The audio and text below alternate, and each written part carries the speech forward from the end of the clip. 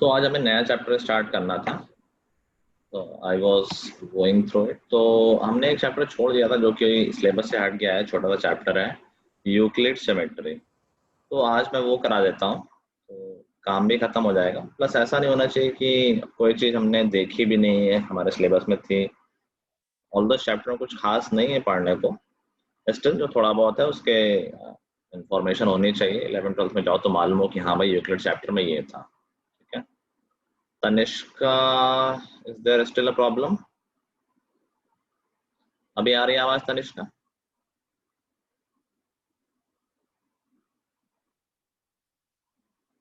चली गई। ओके। सो देख लेते हैं। ज्यादा कुछ लिखने का नहीं है, कहानी जैसा है, तो मैं सुनना ज्यादा है, लिखना कम है। So I think that would be good for you. कोई होमवर्क वगैरह तो मिलेगा नहीं इसमें, so it would be good class for you. ठीक है, चलो। तो चैप्टर का नाम है introduction to Euclid geometry. Now हम जो ज्योमेट्री पढ़ते हैं उसको यूक्लिडियन ज्योमेट्री बोलते हैं। ऑल्दो ये वर्ड जनरली यूज नहीं होता है तो हम ध्यान नहीं देते हैं। तो यूक्लिडियन ज्योमेट्री क्यों बोलते हैं? ठीक है आरो। तो बहुत पहले अर्ली टाइम में, जब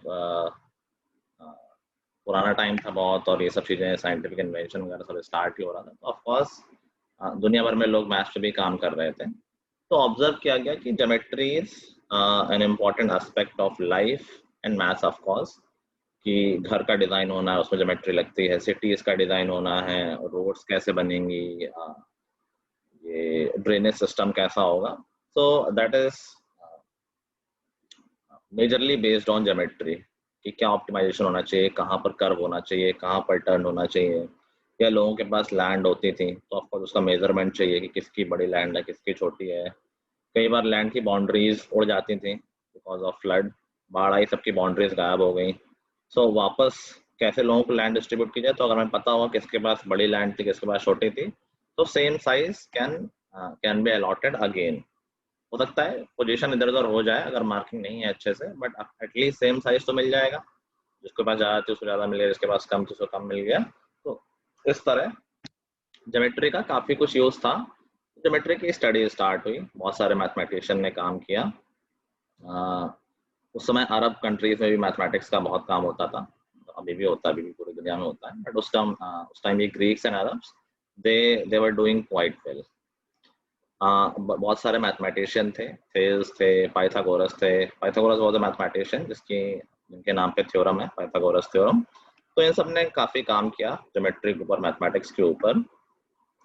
फिर यूक्लिड आए। यूक्लिड से पहले ये लोग थेल्स वगैरह काम कर चुके थे, बट इन्होंने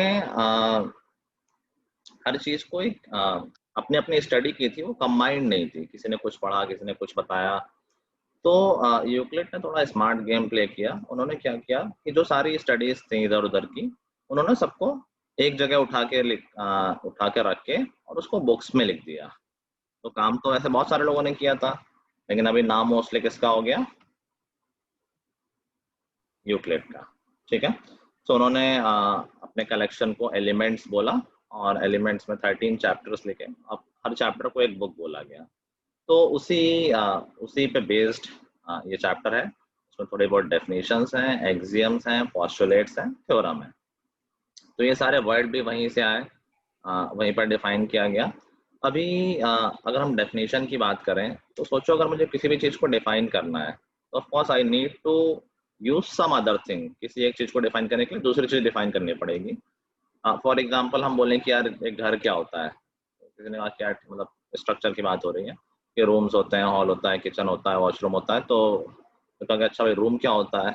रूम्स में यार वॉल होती हैं, छत होती है, फ्लोर होता है। तो फिर वॉल क्या होती है? तो वॉल में वो ब्रिक होता है, सीमेंट होता है। ब्रिक क्या होता है? मतलब ब्रिक सैंड से बनता है, वो उसको बर्न किया जाता है। सैंड क्या होती है? तो क्या ये कभी खत्म हो सकती है चेन? No sir. नहीं, कभी नहीं खत्म होगी। तुम कुछ भी बताओगे, कोई नया वर्ड यूज करोगे, और जैसे ही नया वर्ड यूज करोगे वो पूछ लेंगे ये क्या होता है। समझ गए बात? तो अगर इस तरह से चेन चलती जाएगी तो ये चेन कभी खत्म नहीं होगी। It will always continue like that. तो फिर इसका तोड़ क्या निकाला गया कि यार कुछ चीजें हैं जिनको हमें बेसिक मानना पड़ेगा, उनकी डेफिनेशन हम नहीं देंगे। वैसे उस लेवल पे भी आ जाओ कि एलिमेंट क्या होता है, बोले किससे बनता है, मॉलिक्यूल से बनता है, मॉलिक्यूल किससे बनता है, एटम से बनता है, एटम किससे बनता है, इलेक्ट्रॉन प्रोटॉन न्यूट्रॉन से बनता है, इलेक्ट्रॉन कहाँ से बनता है, कहीं तो रुकना पड़ेगा। तो किसी कुछ चीजों को बेसिक डेफिनेशन माना गया कि अब इसके आगे डिफाइन नहीं करना है, ठीक है। सो इस तरह से कुछ डेफिनेशन दी गई कि उसके आगे तुम्हें पूछना नहीं है। अगर मैं कह दूं कि लाइन ही होती है तो नहीं मुझे फिर लाइन के अंदर जो बोला गया कि ये क्या होता है। तो जो बेसिक डेफिनेशन यूक्लिड ने दी तो हम उन डेफिनेशंस पे बात करते हैं। फिर आगे और क्या दिया, लिख लो थोड़ा बहुत बेसिक बेसिक। जो डेफिनेशंस यूक्लिड ने दी उनमें से जो चीजें थी, सबसे पहला तो पॉइंट था। तो पॉइंट को क्या बोला गया, या उसके पहले बात करें इन जनरल तो लाइफ में जो भी होता है उसको ऑब्जेक्ट बोला गया। ऑब्जेक्ट इन स्पेस, हमारी जो 3D वर्ड है उसको स्पेस बोला गया कि एक स्पेस है, उसमें ऑब्जेक्ट किसको बोला गया कि कोई भी चीज जिसके पास शेप हो, अभी लिखवा रहा हूँ मैं, लिखो नहीं, जिसके पास शेप हो, साइज हो and which can be move from one place to another, उसको बोल दिया गया ऑब्जेक्ट। नाउ इसको थोड़ा थोड़ा ब्रेक किया गया कि भाई ऑब्जेक्ट किससे मिलके बनता है, ऑब्जेक्ट की छोटी यूनिट क्या है। तो ऑब्जेक्ट बोला गया कि ऑब्जेक्ट 3 डायमेंशनल है, 3D, ठीक है। अगर ऑब्जेक्ट सरफेस से मिलके बनता है, कई सारी सरफेसेस होती हैं, ज्वाइन होती हैं, फिर एक ऑब्जेक्ट बन जाता है, ठीक है। सरफेस क्या करती है, स्पेस को दो अलग अलग पार्ट में डिवाइड करती है। जैसे जैसे रूम मान लो, रूम में अगर मैं एक वॉल खींच दूं, क्या रूम दो पार्ट में डिवाइड हो गया, दो स्पेस में डिवाइड हो गया। या बॉक्स मान लो, जैसे शू बॉक्स होता है, शू बॉक्स में मैं कुछ वर्टिकल एक डाल दूं सरफेस, तो शू बॉक्स दो स्पेसेस में डिवाइड हो गया। तो सरफेस क्या करती है, स्पेस को एक पार्ट, स्पेस के एक पार्ट को दूसरे पार्ट से अलग करती है, ठीक है। तो ऑब्जेक्ट बना है सरफेस से मिलके, और सरफेस में होते हैं 2 डायमेंशन। फिर कहा गया यार सरफेस किससे बनी है, कैन यू गेस? लाइन से बनी है, बिल्कुल। सरफेस कैसे बनेगी, surface line line line line line बनाते जाओगे तो पूरी सरफेस बन जाएगी। सोचो, line line line line line line surface. तो कहा गया कि जो बाउंड्रीज है सरफेस की वो लाइंस है, या उसकी बेसिक यूनिट लाइन हो गई। लाइन कैसे बनी है, पॉइंट्स पॉइंट से बनी है। Point point point point point बनाते जाओगे तो एक लाइन बन जाएगी, और इसको बोला गया 0 डायमेंशन। अब देखो बोलने के लिए बोला जा रहा है, ऑल्दो कुछ थोड़ा बहुत डायमेंशन तो होता ही है। तो जैसे कहा जाता है कि लाइन में एक 1 डायमेंशन है, सिर्फ उसकी लेंथ है, विड्थ नहीं है। बट कुछ तो विड्थ होगी तभी तो वो दिख रही है, लेकिन उसको कंसीडर नहीं किया जाता है, ठीक है। तो पॉइंट को 0 डायमेंशन माना गया, मतलब उसके पास कुछ नहीं है। अब कुछ तो वैसे होता ही है, लेकिन ठीक है, मान लिया गया मैथमेटिकली उसके पास कुछ नहीं है। तो पॉइंट की डेफिनेशन लिखो, a point is that which has no part. A point is that which has no part.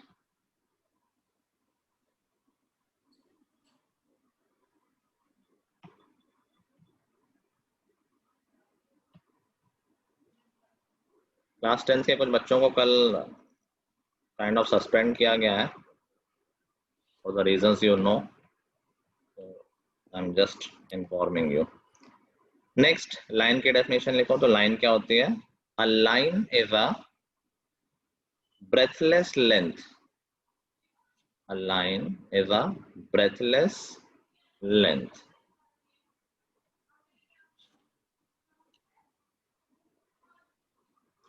की एक लेंथ है, ठीक है सर, अच्छा, उसकी सिर्फ लेंथ है, उसकी कोई ब्रेथ या विड्थ नहीं है, ये कंसीडर किया गया है, ठीक है। सर हाँ सर आपने बोला पॉइंट को 0 डायमेंशन हम लेते हैं, तो सर अगर 0 डायमेंशन हो तो मतलब तो कुछ है ही नहीं। हाँ, वो तो बोला था मैंने, क्यों कंसीडर किया था कि कुछ नहीं है। इस तरह तो लाइन में भी थोड़ी वेट तो है ही है, अगर बनाया है तो कुछ तो वेट होगी, लेकिन उसको माना नहीं गया, ये कंसीडर नहीं किया जाएगा, माना जाएगा सिर्फ लेंथ है, कोई वेट नहीं है। ऐसे पॉइंट के पास कुछ नहीं है, दिस इज कंसीडर्ड। अजम्पशन ली गई या इस हाइपोथेसिस ली गई है एक तरह से। फिर जैसे बोला गया स्ट्रेट लाइन। अभी देखो लाइन की अगर मैं बात करूं तो देखने को क्या कि यार ये कोई ऐसा बोल दे, कोई ऐसा बोल दे, तो बताओ क्या वन एक स्ट्रेट लाइन है? No sir one straight line है क्योंकि ये टर्न हो गई है। बेसिकली पॉइंट्स, अगर मैं बोलूँ कि इसके पॉइंट्स कहाँ कहाँ है, तो points point point point point point पर कहीं जाके ये टर्न ले रहे हैं, तो ये इवनली लाइन नहीं कर रहा है, इसलिए ये स्ट्रेट लाइन नहीं है। तो स्ट्रेट लाइन को कैसे डिफाइन किया गया है? A straight line is a line. A straight line is a line which lies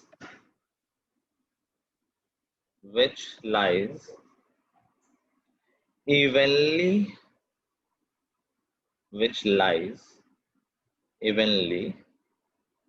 with the points on itself.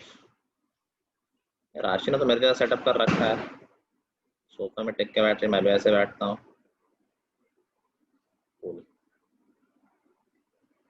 A straight line is a line which lies evenly with the points on itself.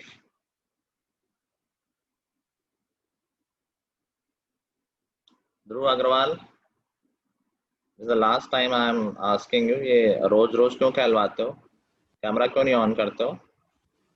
Sir वो आज मेरे laptop में थोड़ा वो हो रहा है sir, आज मेरे लैपटॉप में स्टोरेज, सो मैंने एक दो चीजें एप्लीकेशन डाउनलोड करी है, तो मेरे इसमें लैपटॉप में स्टोरेज की कमी है, तो सर ये थोड़ा धीरे काम कर रहा है। That's so lame reason. Sir सच्ची में आप मम्मा पापा से पूछ लो। ठीक है, मैं चलो ठीक है, स्टोरेज अब आज कम हो जाएगा स्टोरेज। सर कोशिश कर रहा हूँ सर, डिलीट करने के लिए हो ही नहीं रहा वो। अब कोशिश करो नहीं करो, मैं अगली क्लास में बिना कहे कहूँगा नहीं तुमसे दोबारा मैं। हाँ, लिख लिया था स्ट्रेट लाइन की डेफिनेशन। तो सरफेस को कैसे डिफाइन किया गया है? A surface is that they रहे हैं which has length and breadth only. A surface is that which has length and breadth only. जैसे अब तुम एक पेज निकाल लो अपना, that is a surface. अब उसकी थिकनेस को हम कंसीडर नहीं करेंगे, जैसे लाइन में हम विड्थ को कंसीडर नहीं करते हैं, वैसे हम सरफेस में उसकी थिकनेस को कंसीडर नहीं करेंगे कि उसकी हाइट कुछ भी नहीं है। ठीक है, लेंथ एंड ब्रेड्थ के आगे क्या लिखूं? A surface is that which has length and breadth only. बस इतना ही लिखना, ठीक है। फिर प्लेन सरफेस की बात आती है, तो फिर वो सरफेस दो तरह की हो सकती है। प्लेन सरफेस जैसे अभी मैंने पेज का एग्जांपल दिया, दूसरा सरफेस तुमने मुड़ी हुई भी देखी, जैसे सिलेंडर की सरफेस, कोन की सरफेस, स्फीयर की सरफेस, तो वो प्लेन सरफेस नहीं होती। तो जैसे स्ट्रेट लाइन की डेफिनेशन है, वैसे ही प्लेन सरफेस की डेफिनेशन है, एग्जैक्टली सेम लिखना है। A plane surface is a surface, a plane surface is a surface which lies, line में पॉइंट इवनली लाई करते हैं, सरफेस में क्या लाइन करेगा? Lines, very good. A plane surface is a surface which lies evenly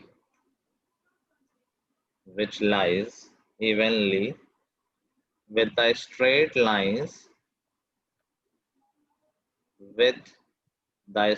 lines on itself, with the straight lines on itself. सितंबर में कितने लोगों के एग्जाम है?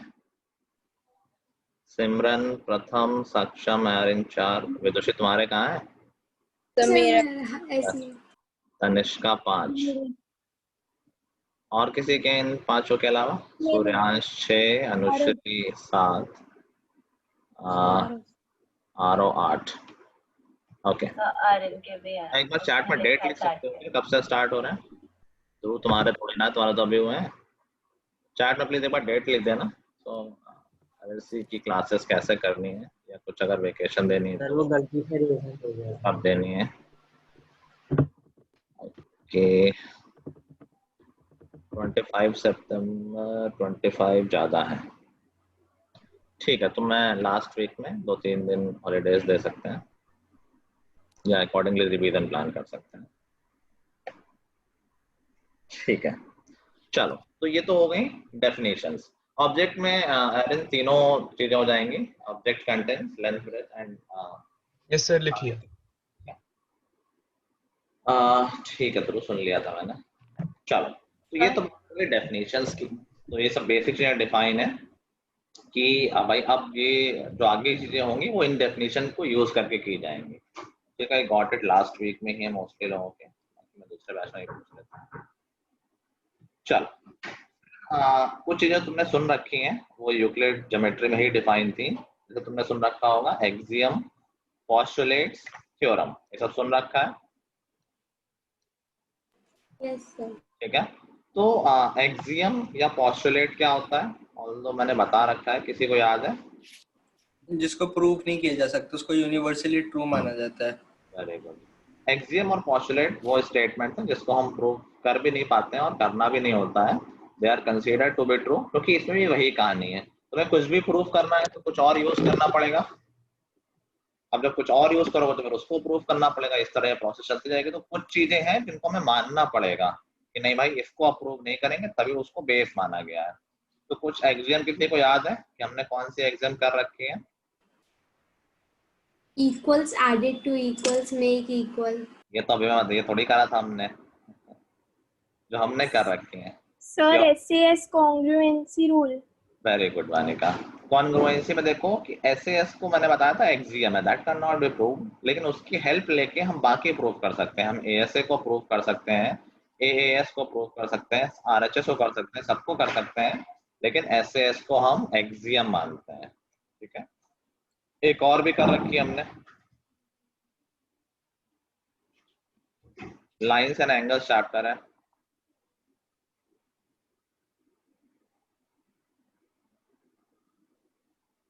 alternate interior angles. नहीं, अरे बचे क्या?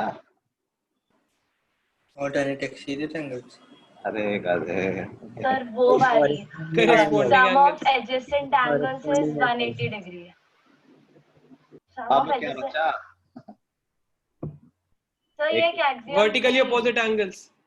एक ही चीज बची है, sir sum of adjacent angles corresponding is 180. Angles. Corresponding angles. Corresponding angles को हमने प्रूव नहीं किया था ना, हम कर सकते हैं, उसको ट्रू माना जाता है।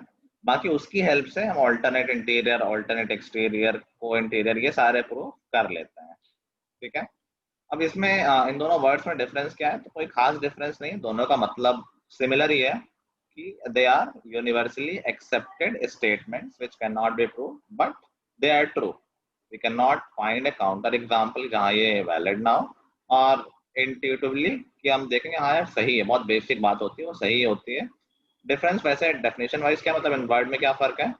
तो कोई भी स्टेटमेंट जो मैथमेटिक्स से रिलेटेड है, जो कोई भी ट्रू स्टेटमेंट, उसको हम एक्सियम बोल देते हैं, और वो स्टेटमेंट जो ज्योमेट्री से रिलेटेड है, स्पेसिफिकली ज्योमेट्री से, उसको हमने पोस्टुलेट बोल दिया। ऑल्दो तुम नाम चेंज इधर उधर कभी कर दोगे तो कोई बहुत बड़ी बात नहीं है, एक्सेप्टेबल होता है। समझ गए बात? ऐसे statement which are true in general for maths, they are known as axioms, और जो स्पेसिफिकली ज्योमेट्री से रिलेटेड है उनको बोला गया है एक्सियम्स। नाउ यूक्लिड ने जो एक्सियम दी जो हमारे सिलेबस में है वो हम कुछ देख लेते हैं। They are very very common, बहुत कॉमन सेंस वाले हैं। उन एक्सियम को तुम कहो कि हाँ ये तो सबको पता ही है, and that's why they are axiom, कि वो सबको पता ही है, लेकिन हमें कहीं लिस्ट करना पड़ेगा कि हाँ ये चीजें मानी गई कि ये सबको पता ही है। ठीक है, तो यूक्लिड ने जो एक्सियम दिए हैं, अच्छा इन एक्सियम्स का और यूज क्या है कि अगर अभी तो सिलेबस में नहीं है बट सिलेबस में होता तो जो क्वेश्चंस आते हैं वो बहुत बेसिक होता है। ऐसा लगता है कि ये क्या क्वेश्चन है, ऐसा होता है कि कहेगा कि ए और सी, ए सी एक लाइन है, बी इसका मिड पॉइंट है, prove that A B is equal to half A सी।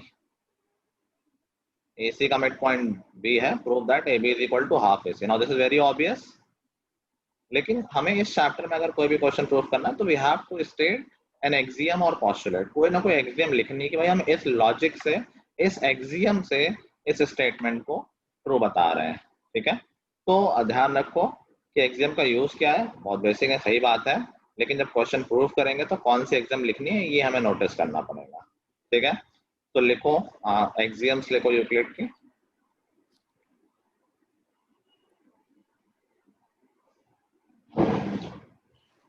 पहले लिखो things which are equal to same thing, things which are equal to same thing are equal to one another. Things which are equal to same thing are equal to one another. Obvious दिख रहा है? कह रहा है कि जो चीजें किसी सेम चीज के इक्वल होती हैं, जैसे ए बी के इक्वल हो जाए और सी भी बी के इक्वल हो जाए, तो things which are equal to same thing, A और सी दोनों सेम थिंग के इक्वल है, तो they will be equal to one another. तो यहाँ से हम कह सकते हैं A is equal to C, which we already use कि RHS इक्वल है तो LHS भी इक्वल होगा. लेकिन वो कहाँ से निकला है, कहाँ से माना गया है ट्रू? वो यूक्लिड एक्सियम से ट्रू माना गया है. ठीक है,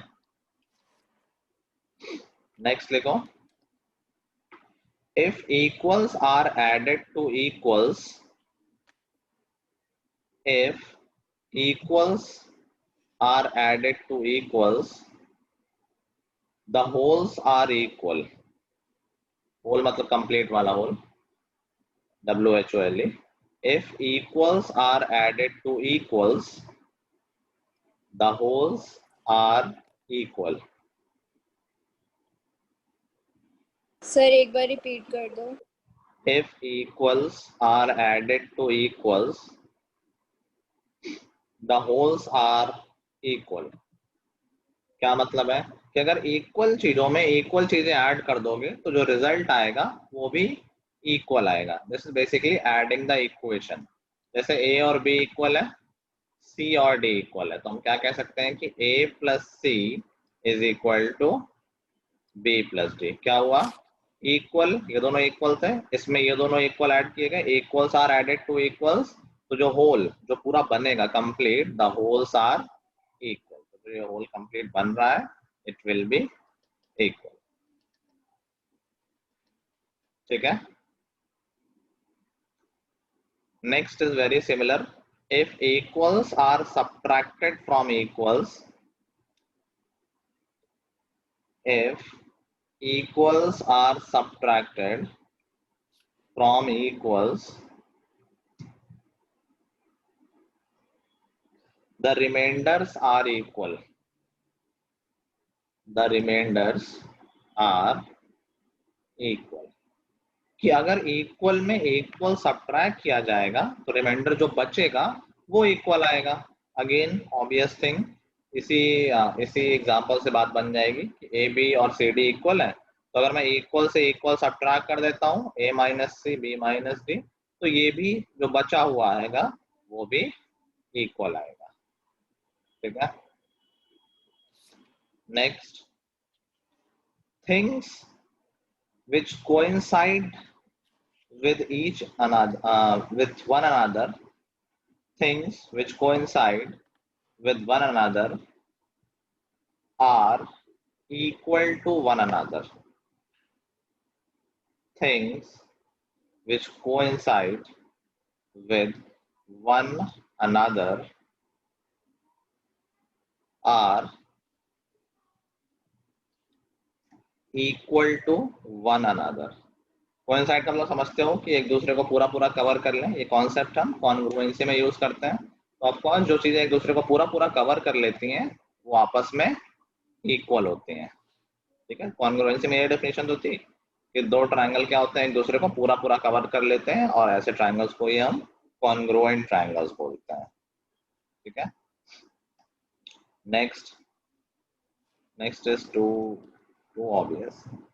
The whole is greater than the part. The whole is greater than the part. कि कोई चीज पूरी होगी वो अपने किसी पार्ट से बड़ी होगी. ये तो कहने की बात नहीं थी वैसे. The whole is greater than the part. पूरी चीज अपने किसी पार्ट से बड़ी होगी. ऑब्वियसली पूरा पिज्जा एक स्लाइस से बड़ा होगा.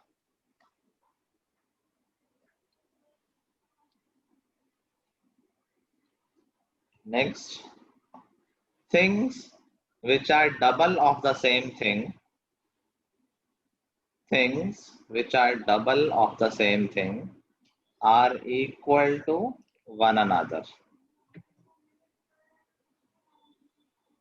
ये भी बहुत ऑब्वियस लग रहा होगा, वैसे ऑब्वियस तो सारे ही लग रहे होंगे। Things which are double of the same thing, कोई चीजें या ऑब्जेक्ट्स जो किसी सेम ऑब्जेक्ट के डबल हों वो आपस में इक्वल होंगे। ऑब्वियसली कि अगर a है 2x, x का डबल, b भी है 2x, x का डबल, तो कह रहा है कि a और b आपस में इक्वल होंगे। Things which are double of the same thing are equal to one another. ठीक है, नेक्स्ट ऐसा ही है, things which are halves of the same thing are equal to one another. वो चीजें जो किसी सेम चीज की हाफ होंगी वो आपस में इक्वल होंगे। अब स्टेटमेंट सारे ऑब्वियस है, बट यही सब हमें लिखना पड़ता है जो जब प्रूविंग वाले क्वेश्चन आते हैं यूक्लिड के, तो यही जो मैंने बताया कि कोई ना कोई एक्सियम तो है मेंशन करनी है, तो ऑब्वियसली बहुत बेसिक होता है, बट ठीक है यही काम आता है क्वेश्चन सॉल्व करने में। तो कह रहा है कि ए और बी दोनों ही एक्स की हाफ है, तो of course they will be equal to each other. Things which are halves of the same thing are equal to one another। ठीक है, तो these are the axioms जो हमारे सिलेबस में थी। तो आई गेस सबको समझ में आ ही गया होगा, कोई ऐसा इशू वाली बात नहीं है। सर हाँ सर, अगर things which are triple to the same thing are equal to one another, फिर तो सर ऐसे तो things which are n times the same thing are equal to each other, so फिर तो सारे ऑब्वियसली सर ठीक है, उसने जो उसको जो बेसिक लगा वो उन्होंने डिफाइन कर दिया, तो आई गेस इससे सारे काम बन जाते होंगे। ठीक है, यस सर। तो मेरे को एक डाउट था पूछो। सर, इस चैप्टर का नहीं है तो ट्रायंगल्स का से कहाँ से आ गया है हाथ? तो मेरे को बहुत दिनों से पूछना था, लेकिन मैं हर बार भूल जाती थी। लास्ट में, क्लास के लास्ट में। ठीक है। ठीक है, तो ये सारी हमने एग्जाम पढ़ ली है। चलो मैं इसका एक एग्जांपल लेके दिखाता हूँ कि क्वेश्चन कैसा आएगा और हम कौन सी एग्जाम यूज कर सकते हैं। तो मैं बतानी कौन सी एग्जाम लग जाएगी। ये एक लाइन दे रखी है जिसमें पॉइंट है A B C. Prove that A B plus B C is equal to A सी।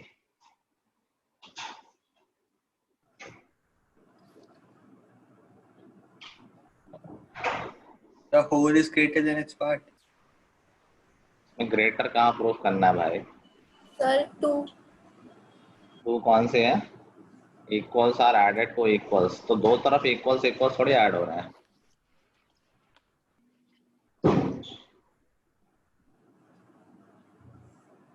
लग रहा होगा प्रूव करने का क्या है इसमें? सर एक Yes. कौन Things C? which are half of each other वाली। Sir, things which are half. कहाँ से आ रही है इसमें? तो फिर double.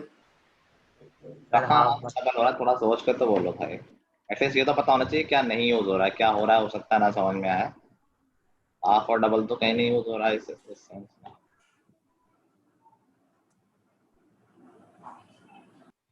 So 4. Sir, whole is greater than the part. तो इसमें ग्रेटर कहाँ आ रहा है? कहाँ बड़ा छोटा कहाँ प्रूव करना है?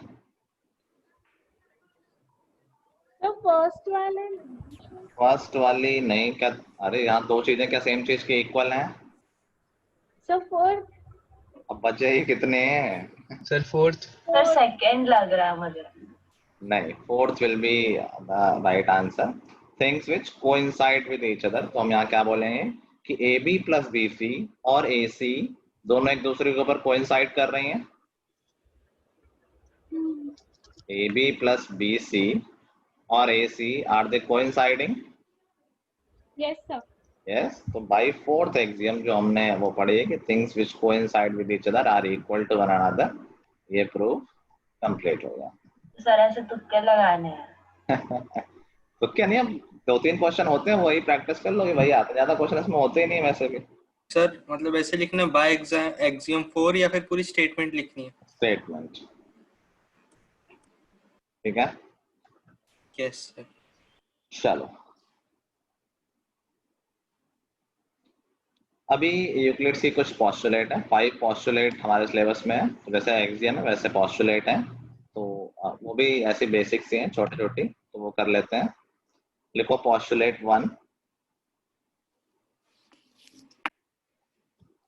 a straight line may be drawn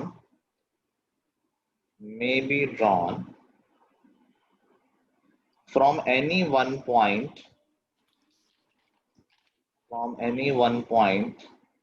to any other point. A straight line may be drawn from any one point to any other point. तो बेसिकली याद करो, हम बहुत आराम से यूज कर लेते हैं कि 2 पॉइंट्स आर ऑलवेज कोलिनियर। पढ़ रखा है हमने कि 2 पॉइंट होंगे वो हमेशा एक स्ट्रेट लाइन में होते हैं, है ना। तो ये पॉस्टुलेट यही कह रही है, हम हमेशा से इस पॉस्टुलेट को यूज करते आ रहे हैं, बस कभी ध्यान नहीं दिया कि अच्छा ये वाली पॉस्टुलेट यूज हो रही है कि 2 पॉइंट हमेशा कोलिनियर होते हैं, किन्हीं भी 2 पॉइंट्स जाती हुई we can draw one straight line. तो कह रहा straight line can be drawn from any one point to any other point, कहीं भी 2 पॉइंट ले लो, उनको ज्वाइन कर लो तो स्ट्रेट लाइन बन जाएगी। This also tells you indirectly कि from 2 points there is only one unique line which passes through it. 2 A B से होती है, क्या तुम कोई और लाइन बना सकते हो? No, sir. So there is a unique line passing through 2 given points. 2 point से जाती हुई एक ही लाइन बन सकती है, एक से ज्यादा लाइनें नहीं बन सकती। ठीक है, नेक्स्ट देखो। पर ये एक पोस्टुलेट है। हाँ ये पॉस्टुलेट है, ये ज्योमेट्री से रिलेटेड है ना। जैसे तुमने पिछले एग्जाम लिखी है वो जनरल मैथ से रिलेटेड थी, ये एग्जैक्टली ज्योमेट्री से रिलेटेड है, इसलिए इनको पॉस्टुलेट बोला गया है। सेकंड पॉस्टुलेट लिखो, a terminated line can be produced indefinitely. A terminated line can be produced indefinitely. तो यूक्लिड में इस लाइन सेगमेंट को टर्मिनेटेड लाइन बोला गया है। वैसे तो लाइन इनफाइनाइट होती है दोनों तरफ से, हम लाइन सेगमेंट क्या बोलते हैं, जिनके एंड पॉइंट होते हैं, वहां यहाँ पर इसको टर्मिनेटेड लाइन बोल दिया है। तो ऑब्वियसली यहाँ कोई भी लाइन सेगमेंट होगा, कोई भी टर्मिनेटेड लाइन होगी, can you extend it both the side? कहीं बढ़ा तो बढ़ाते जाओ, कोई रेस्ट्रिक्शन थोड़ी, इधर बढ़ाते रहो सर बोथ साइड कैसे? इधर बढ़ाते रहो सर पर टर्मिनेट तो जैसे बी को मानो आप, है ना, हाँ लेफ्ट साइड तो और नहीं बढ़ेगी ना, वो तो फिर ए से स्टार्ट होगी। आ जा सकता है, आगे एक्सटेंड कर सकते हो तुम्हारे पास। मैं नीचे देखो ए बी जो मैंने ये बनाया, ये ए बी है which is a line segment, line segment की टर्मिनेटेड लाइन एक ही बात है, ये बात हो रही है। ए बी एक terminated line segment, terminated line है। नाउ पॉस्टुलेट क्या कह रही थी, it can be extended to both side. तो हाँ, बी की तरफ से बढ़ाना शुरू कर दो या ए की तरफ से बढ़ाना शुरू कर दो, इस तरफ दोनों तरफ से बढ़ा सकते हो ना इसको। Yes sir. ठीक है, so a terminated line can be produced indefinitely. Third postulate, a circle can be drawn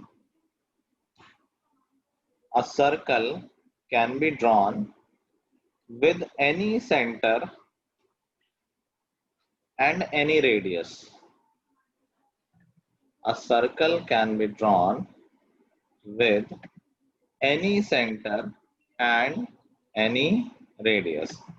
कि हम किसी भी पॉइंट को सेंटर लेके किसी भी रेडियस का सर्कल बना सकते हैं ना। वैसे कभी सोचा नहीं होगा ये लाइन, सोची किसी ने? ऑब्वियस है बट ठीक है, कभी ध्यान नहीं देते हम लोग।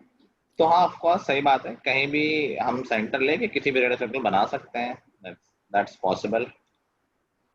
नेक्स्ट लिखो, नेक्स्ट इज तो कैसी है, all right angles are equal to one another. यही है, मैं क्या करूं? All right angles are equal to one another, कि जितने भी राइट एंगल है तो बड़े ट्रायंगल में बना लो या बड़े लाइन से बना दो, छोटी लाइन से बना दो, ये सारे एंगल आपस में इक्वल होंगे। ठीक है, था बहुत इंफॉर्मेटिव पोस्टुलेट। सर इससे ज्यादा इंटेलिजेंट तो हम हैं। उस टाइम बेसिक चीजें चाहिए थी, अभी सब उसी को यूज कर करके इंटेलिजेंट हुए हो। सर आपने पहले सर्कल पढ़ा दिया, फिर आपने बिल्कुल ही इजी चैप्टर पढ़ा दिया। यार ठीक है, उस टाइम मुझे पता नहीं क्या सिलेबस का चक्कर था, आई डोंट नो मैं क्या सोच रहा था, स्किप करा दिया। थोड़ा वैसे बोरिंग हो जाता है चैप्टर, अभी सिलेबस कम बचा है तो एकदम लाइट फीलिंग है, तो आराम से फन करते हुए पढ़ रहे हैं।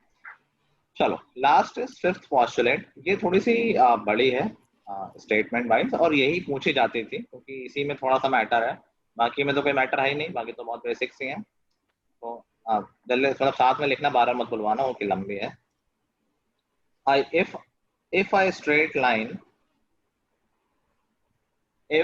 I straight line falling on two straight lines, if a straight line falling on two straight lines makes the interior angles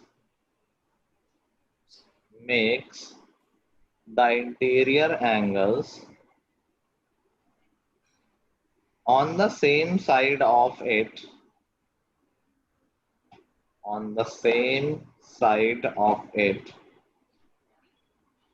taken together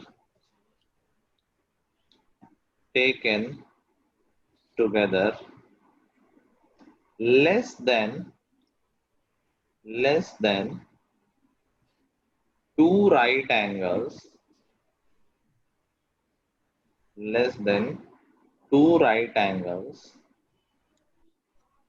then the two straight lines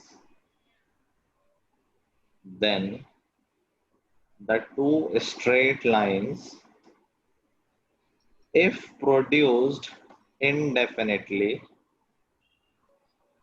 then the two straight lines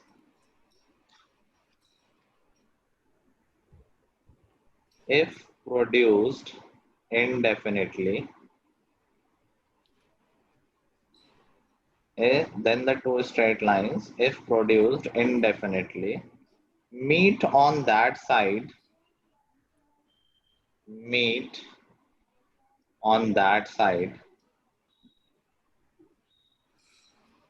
on which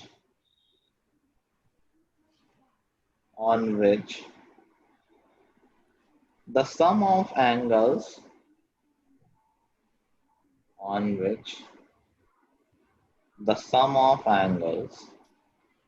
is less than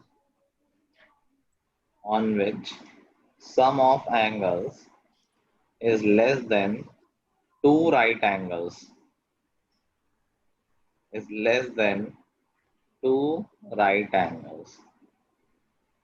चलो हो गई पूरी। पढ़ो और बताओ क्या कुछ समझ में आया। अरे पढ़ो तो पहले, प्रथम पहले ही सर हिला रहे हो।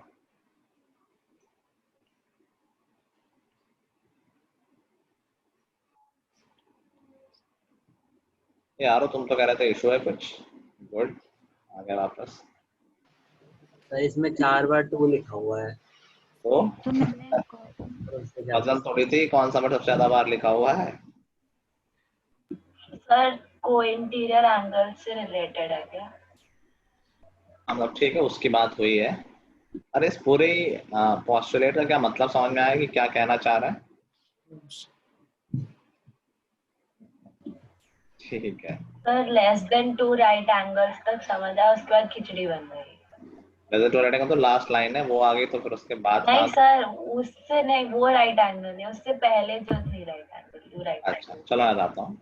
If a straight line falling on two straight lines, तो बेसिकली ये बात हो रही है ट्रांसवर्सल की। If a straight line falling on two straight lines, transversal ऐसे ही तो होता है, याद आया? देखो जब मैंने चैप्टर लाइंस एंड एंगल्स पढ़ाया था तो मैंने बहुत स्पेसिफिकली बताया था तुम लोगों को कि लाइंस पैरेलल हो या ना हो इसको ट्रांसवर्सल ही बोलते हैं। जो एंगल्स बन रहे होते हैं they are called corresponding angle, alternate angle, irrespective of the facts कि लाइन पैरेलल है या नहीं है। समझ गए बात को? कि इस कंडीशन में भी, जैसे यहाँ पर मैंने लाइंस पैरेलल नहीं बनाई है, इस कंडीशन में भी जो एंगल्स बन रहे हैं अभी भी करस्पॉन्डिंग एंगल बन रहे हैं, अभी भी ऑल्टरनेट इंटीरियर एंगल बन रहे हैं, अभी भी को इंटीरियर एंगल बन रहे हैं, बस वो प्रॉपर्टी सेटिस्फाई नहीं होंगी, मतलब अभी करस्पॉन्डिंग एंगल इक्वल नहीं होंगे। सिर्फ वो इक्वल होते हैं किस केस में? पैरेलल लाइन के केस में, ठीक है। लेकिन नाम एग्जिस्ट करता है, अभी भी वो सारे एंगल्स एग्जिस्ट कर रहे हैं। तो कह रहा है if a straight line falling on two straight lines, समझ गए हम लोग? मतलब इस लाइन का मतलब समझ गए होंगे, ट्रांसवर्सल की बात हो रही है। Makes the interior angles on the same side, को इंटीरियर एंगल की बात करने लगा, makes the interior angles on same side. तो को इंटीरियर एंगल्स के दो साइड बन रहे होंगे, एक ये वाला Yes, sir. और दूसरा ये वाला। तो makes the interior angle on the same side of it taken together, कि अगर इंटीरियर एंगल्स को साथ लिया जाए, उनका सम लिया जाए, less than two right angles, अगर उनका sum less than two right angle है, अगर लेस देन 180 है, तो देखो अगर लाइंस पैरेलल होती हैं तो सम कितना होता है? 180. 180 ऐसी लाइंस है ना। अगर मैं लाइंस पैरेलल नहीं झुका दूंगा एक लाइन को, तो क्या एक तरफ एंगल बड़ा हो जाएगा और एक तरफ छोटा हो जाएगा? ये को इंटीरियर वाला, देखो मान लो मैंने ऊपर वाली लाइन को झुकाया तो Yes, sir. नीचे वाले तो फिक्स है, ऊपर ये लाइन अगर पैरेलल होती तो ऐसी होती। अब अगर मैं ऊपर तरफ कर दूंगा तो एक तरफ का को इंटीरियर एंगल ऊपर वाले साइड में बड़ा हो जाएगा और एक तरफ वाला एंगल छोटा हो जाएगा, ये हमेशा ही होगा, Yes, sir. ठीक है। Yes, sir. तो बोल रहा है कि taken together less than two right angles, then the two straight lines if produced indefinitely, then अगर उन दो लाइंस को, जो ब्लैक लाइंस मैंने बनाई हैं, उनको बढ़ाया जाए दोनों तरफ, produced indefinitely, meet on that side, वो लाइंस मिलती हैं किस साइड में? जहां पर sum of angles is less than two right angles होता है। अब इसको और तरीके से समझो। बेसिकली कहना क्या चाह रहा है कि अगर लाइंस पैरेलल नहीं है तो वो कहीं ना कहीं इंटरसेक्ट करेंगी। Yes, sir. अब ये भी सिर्फ पॉसिबिलिटी ये बता रही कि वो किस तरफ इंटरसेक्ट करेंगी, तो वो उस तरफ इंटरसेक्ट करेंगी जिस तरफ को इंटीरियर एंगल्स का सम 180 से कम हो। Yes. ओके। पैरेलल लाइन से केस में तो 180 हो जाता है बोथ साइड, दोनों को इंटीरियर एंगल। अगर एक भी लाइन पैरेलल नहीं होगी तो एक तरफ सम बड़ा हो गया होगा और एक तरफ सम छोटा हो गया होगा। नेट सम तो अभी भी 360 आ रहा होगा क्योंकि दो लीनियर पेयर हैं भाई, ये तो 180 है पूरा और ये भी 180 पूरा, तो नेट सम 360 होना ही होना है। पैरेलल लाइन से केस में ये ऐसा होता था कि इधर भी 180, इधर भी 180, राइट साइड में भी 180, लेफ्ट साइड में 180। लाइंस पैरेलल नहीं है तो एक तरफ 180 से ज्यादा हो जाएगा, मान लो 200 हो गया तो एक तरफ उतना ही कम हो जाएगा, 160 हो जाएगा। समझ गए बात? तो लाइंस Yes, sir. किस Yes, साइड sir. मिलेंगी? जिस साइड सम लेस देन 180 होगा। जैसे यहाँ पर एविडेंट है कि यहाँ इस साइड सम कम है, लेफ्ट साइड में ट्रांसवर्सल के लेस देन टू 180 है, तो जो ब्लैक लाइंस हैं वो राइट साइड में इंटरसेक्ट नहीं करेंगी, लेफ्ट साइड में करेंगे अगर उनको आगे बढ़ाया जाएगा। उनको ऐसे बढ़ाओगे तो ऑब्वियसली यहाँ कहीं जाकर इंटरसेक्ट कर जाएंगे। समझ गए?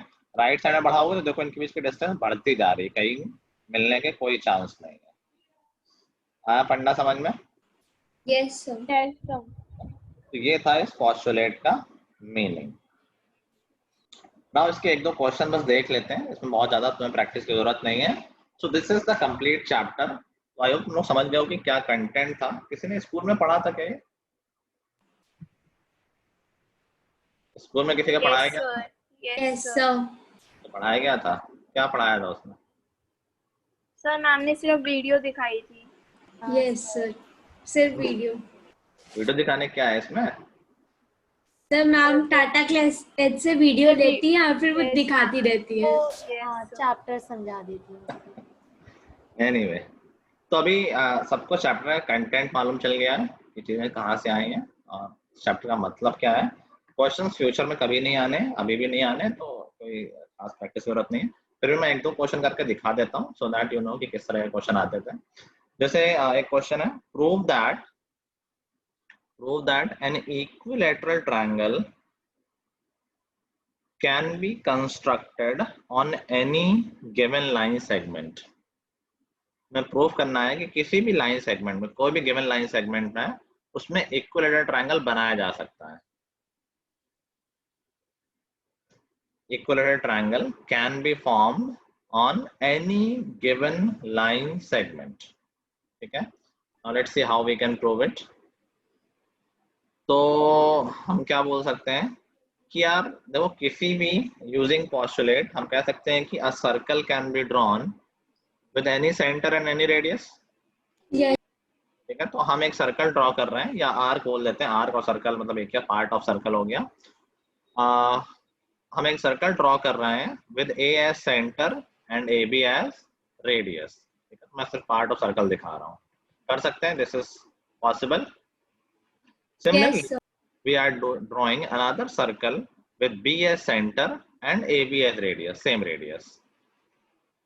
ठीक है, now we have got a point. ये दोनों सर्कल कहीं तो इंटरसेक्ट करेंगे, जहां पे इंटरसेक्ट करेंगे उसको C बोल दिया। Now A और C को ज्वाइन कर दिया गया and we can say ABC is the equilateral triangle formed. कैसे भाई, AC के बीच के डिस्टेंस रेडियस के इक्वल है, AC तो रेडियस ही है ना। Yes, sir. रेडियस तो हमने AB ली थी, अगर AB x है तो AC भी x हो गया। सिमिलरली BC भी तो रेडियस है, वहीं तो आर्क लगाइए, आर्क और बेसिकली वो सरकमफ्रेंस और सेंटर के बीच की डिस्टेंस ही तो है, वो भी रेडियस है जो कि x ली थी, तो तीनों साइड्स इक्वल हो गई। That means and it is valid for any side. AB तो कोई भी रैंडम साइड थी, तो कोई भी लाइन सेगमेंट होगा, we can always draw equilateral triangle on any given line segment. समझ गए? सर आपने दो सर्कल बनाए थे, एक सेंटर ए से एक सेंटर बी से। हाँ, ठीक है, और एक दो करके दिखाएं क्या? Let's see.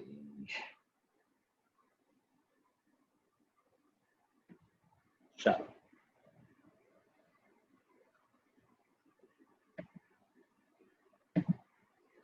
एक क्वेश्चन है कि if a point C lies between two points A and B, A और B के बीच में एक पॉइंट C लाई करता है, मैंने आई थिंक शुरू में इंडिकेट भी किया था, A B के बीच में एक पॉइंट C लाई करता है, such that it is given है कि AC is equal to BC।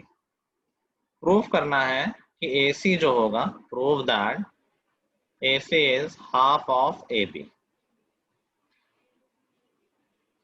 चलो बता सकते हो कैसे प्रूव करें इसको?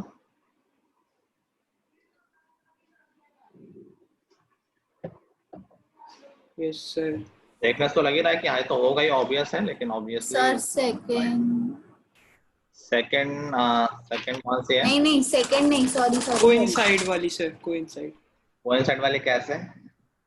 सर AC और BC सर नहीं sir secondly sir things which are half of equal are equal to each other. Yes sir. Half of equal कहाँ, हाफ ऑफ समथिंग कहाँ गिवन है? ये तो ऐसा गिवन है कि AC और BC इक्वल है। सर श्रेया तुम सेकंड बोल रहे हो, सेकंड कैसे यूज करें ये तो बताओ। सर दे ही रखा है सेकंड में तो ऐसा आई थिंक सेकंड ये है ना, equals are added to equals. Yes sir. Add तो करो भाई, तभी तो इक्वल, तभी तो सेकंड लगा सकते हो। अगर सेकंड लगानी तो कुछ ऐड करना पड़ेगा ना, तभी तो बोल पाओगे equals are added to equals. Sir, things which are double of same things are equal to one another. हाँ पता है, डबल ऑफ सेम थिंग। और हमें फाइनली AC को हाफ ऑफ भी प्रूव करना है, दो चीजों को आपस में इक्वल थोड़ी वैसे प्रूव करना है। Sir, AC plus AC equals to BC plus BA.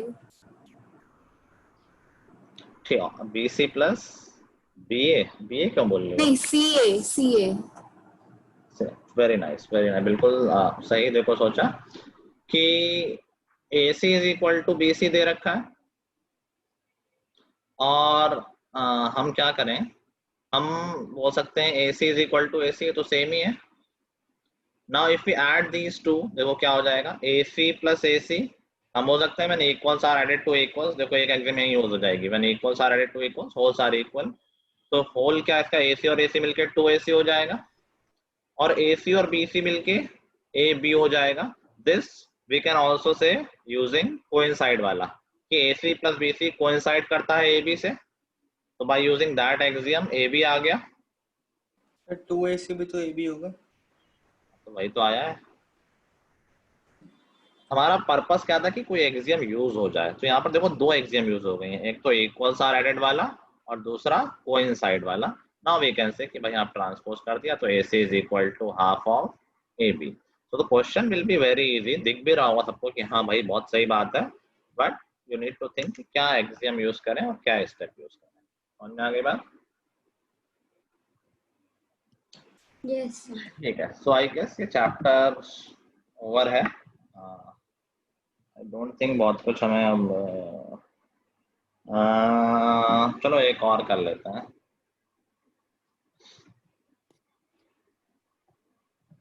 एक फिगर गिवन है जिसमें साइड है A, B, C, D। It is given that AC is equal to BD, ये given है। We need to prove that AB is equal to CD। Sir, equals are subtracted from equals, so the whole is equal. ये तो I guess ठीक है, अच्छा समझा कि भाई AC और BD इक्वल है, हम लिख देते हैं BC is equal to BC और सब्ट्रैक्ट कर दें। तो when equals are subtracted from equals, remainders are equal, तो AC minus BC is equal to BD minus BC। और अभी हम फिर से वो वाली यूज कर सकते हैं कोइंसाइड वाली कि AC minus BC coincides with AB। Sir math से मत समझो, एक्सियम भी लगाओ कि हाँ AC minus BC जो है और जो AB है दे आर कोइंसाइडिंग। तो दो बार दो एक्सियम्स यूज हो गई, यहाँ AB आ गया और ऐसे यहाँ कोइंसाइड लिखेंगे तो यहाँ CD आ जाएगा। ठीक है, समझदार चैप्टर। Yes, sir. ठीक है, सो इट्स डन। मैं अपना डाउट पूछ लूं? क्या? हाँ हाँ बोलिए, सिमरन का डाउट पूछो। तो चैप्टर खत्म हो गया? हाँ चैप्टर खत्म। सर आप एक ट्रायंगल ड्रॉ कर दीजिए। ट्रायंगल ड्रॉ कर दें कैसा? ऐसा रैंडम? हाँ सर, इक्विलेटरल में बोलते तो नो प्रॉब्लम। चलो रैंडम ट्रायंगल बना दिया। सर अभी इसका एक ए बी नेम कर दीजिए पहले आप इसका। ABC। सर ए से एक ऑल्टीट्यूड ड्रॉप कर दीजिए। ठीक है सर अगर हमको सर इसको डी नेम कर दीजिए।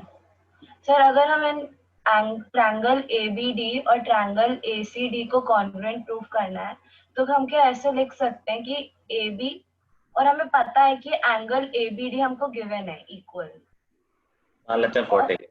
हाँ सर, एंगल ABD और ACD हमको गिवन है। ये कौन सा, ये कितना है? सब इक्वल है, 40 डिग्री। अच्छा, ये तो बहुत बेसिक, ये तो आइसोसेलेस ट्रायंगल होगी। हाँ नहीं सर वैसे हमको पता है कि AB और AC इक्वल है, तो सर हम AB एंगल ABD और AD को से कॉन्ग्रुएंट प्रूफ कर सकते हैं। एंगल ABD और सर ये पहले AB is equals to AC, फिर angle ABD is equals to angle ACD और AD को कॉमन ले सकते हैं। नहीं, SSA कुछ नहीं होता है ना, तुम तो SSA दो साइड ले लिए, क्या एंगल ले लिया, तो एंगल इंक्लूडेड तो है नहीं, तो SSA is not a criteria ना। तो सर ऐसे केस में इसको कॉन्ग्रुएंट कैसे प्रूव करेंगे? इतने तो तरीके हैं, ये 90 डिग्री ले लो तो RHS हो गया, ABAC इक्वल, तो ये हाइपोटेन्यूस हो गया, कॉमन साइड एक साइड हो गया और 90 डिग्री RHS से प्रूव हो गया। या AAS कर दो, 90 90 40 40 और कोई भी एक साइड ले लो, दो एंगल के साथ तो कोई भी साइड चल जाती है, तो AAS हो जाएगा। सर ASS कोई क्राइटेरिया होता है? ASS अभी तो बोला SSA नहीं हो, तो तुमने उल्टा उसको पढ़ दिया। ठीक है सर। दो साइड और साइड में एंगल कोई क्राइटेरिया नहीं होता है। ठीक है, डन? यस। ठीक है,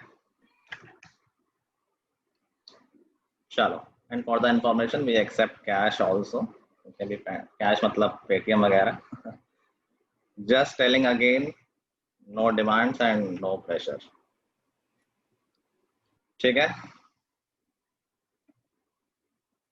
चलो, so that's all for today, till the next time, goodbye everyone. Next chapter कौन सा होगा? Thank you sir. देखेंगे। आई थिंक एरिया वाला होगा, वही बड़ा चैप्टर है। सर वो तो कट गया ना सर, उसको क्यों करना है? नहीं वो एरिया नहीं, surface area volume. Thank you sir. Thank you sir. Thank you sir. ठीक है। अच्छा